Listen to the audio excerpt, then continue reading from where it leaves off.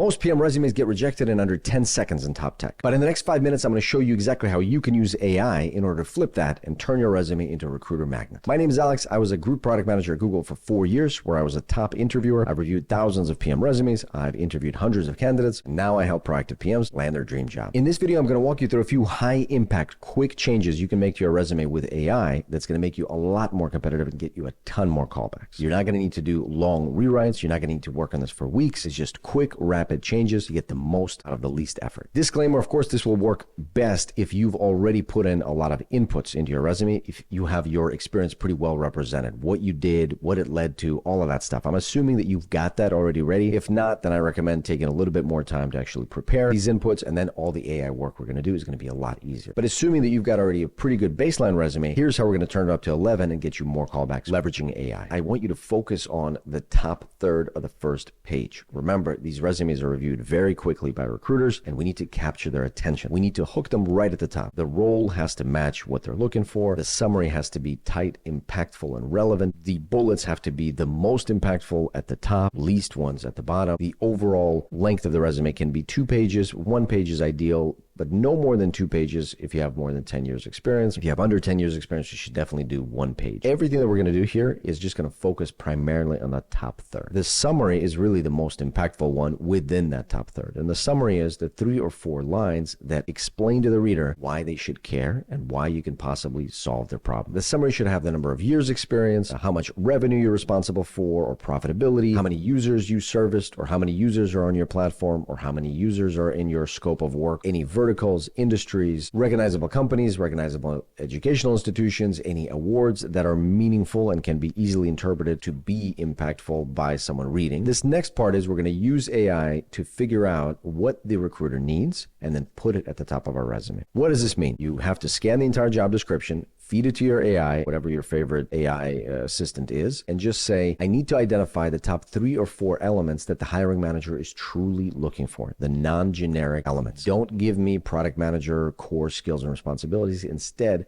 try to imagine what the hiring manager was thinking when they were creating this job description. What is the most important area or areas to them? You want to find 3 or 4 of those elements. After you find those elements, you give the AI back those elements, and then you say, here is my resume.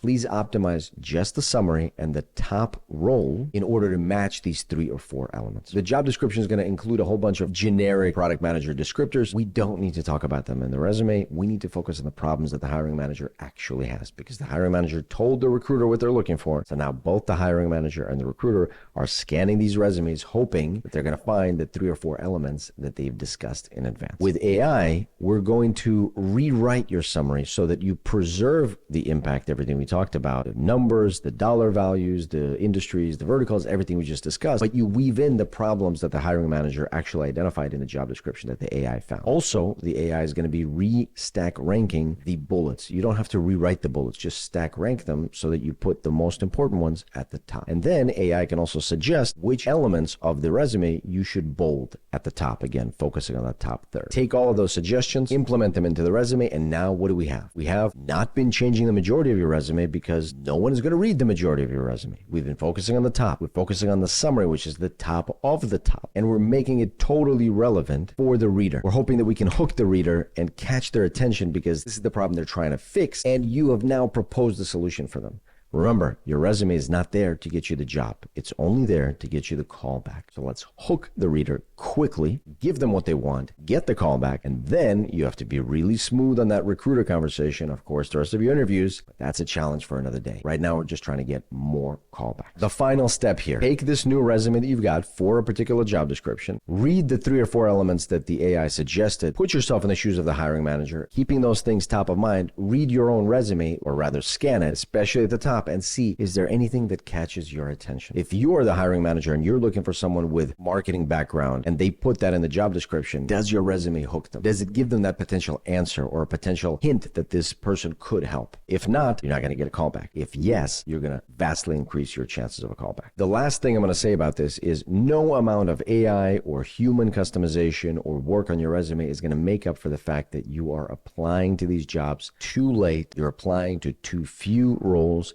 and you're not following up to any of these roles after you apply. Don't just keep working and reworking your resume over and over and over again for months. Instead, focus on the quality and quantity of your own efforts in terms of applications and outreach. One of the first things we do inside of PCA with new members is we completely and professionally rewrite your resume together in order to maximize the number of callbacks that you can get. So if you're looking for your next PM role, you can book a call with our team at PCA using the link in the description. Thanks very much for watching. I'll see you next time.